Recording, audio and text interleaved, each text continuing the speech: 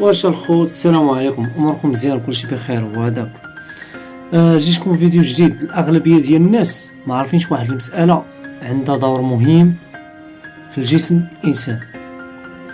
هاد الحاجه هادي شنو هي؟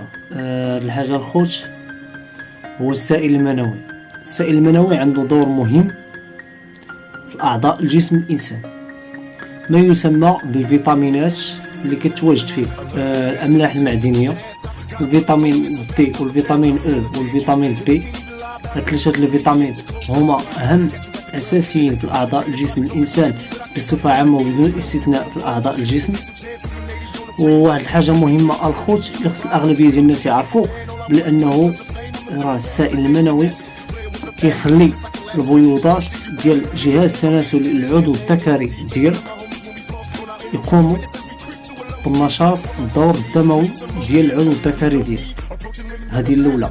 الثانيه، الفيتامينات اللي كتكون في السائل المنوي اللي كتكون في البيوضات ديال الجهاز التناسلي العضو الذكري ديالك كيخليو دوك الفيتامينات اللي كيكونوا في هذا السائل المنوي، كيكونوا فيه دوك الفيتامينات اللي كيخليو الدوره الدمويه ديال الجسم ديالك تقوم بالنشاط ديالها بطريقه ايجابيه وفعاليه في نفس الوقت.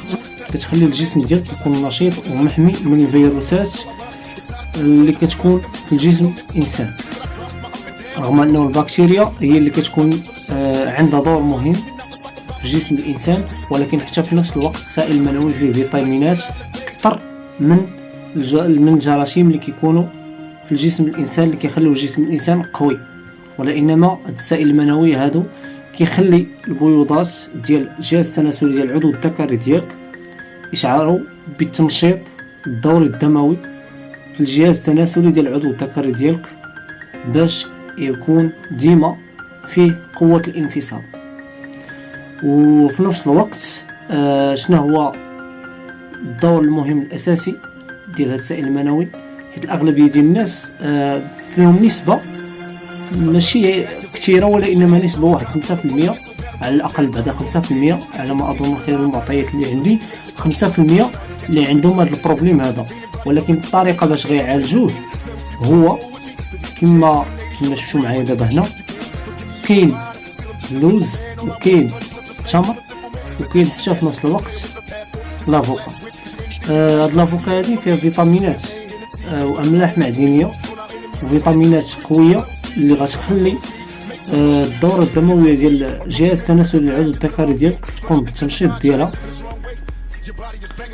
اللوز كذلك عنده فوائد كبيره، كبر تقريبا ما بين لافوكا وكثر. حتى التمور هي عندها املاح معدنيه وعندها فوائد ايجابيه وفعاليه في نفس الوقت، 100% ماشي حتى 100%، اللي غتخلي انه البيوضات ديالك يكونوا فيها كل قطره من القطيرات السائل المنوي. حيت السائل المنوي راه صراحه لا الاغلبيه ديال الناس في 10% اللي قلت اولا 5% اللي فيهم هذا المشكل هذا، هو انه البيوضات ديالهم كتكون ناشفه ما فيهاش حس نقطه واحده من السائل المنوي. حيت السائل المنوي كيقوم بالتوليد كل قطره من القطرات السائل المنويه. هذه ديما حطوها في بالكم. فكنتمنى مع الخوت اللي كيعانيو من هذا البروبليم هذا باش ما يكونش عندهم ضعف الانفصاب، بالعكس يكون عندهم قوه الانفصاب ديال العضو الذكري في الجهاز التناسلي ديال البيوضات ديال العضو الذكري ديالك، باش تكون عنده واحد القدوه كبيره في الانفصاب، وما يكونش عنده الضعف ديال الانفصاب في العضو الذكري ديالك اللي هي طريقه سهله غادي تشد. كما قلت قبيله، اللوز عنده فوائد، التمر كذلك عنده فوائد، وحتى لافوكا عنده فوائد كبيره كثيره. فهمتوا؟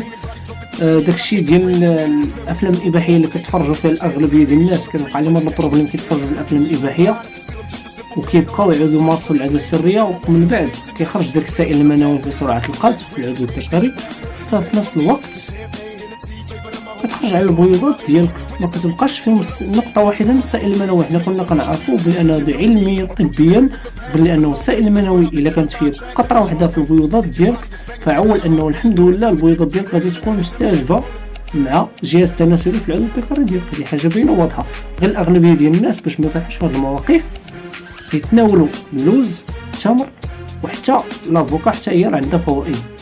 طحنهم نديرو مع عصير ولا شي حاجه بحال هكا، ولا كلهم سيك، حيت الا كليتيهم خضرين سيك هذا يعني التمر واللوز يعني في نفس الوقت كيكونوا فيهم فوائد كبيره وكثيره بزاف اكثر من انك تطحنهم وديرهم في عصير. اما لافوكا بطبيعه الحال ما يمكنش ياكلها بنين خضراء، وانما غادي يطحنها في عصير، هذه حاجه باينه واضحه. فديما الانسان يعرف اشنو كيدير، وقبل ما يخطوي اي خطوه يضرب لها الف والف حساب.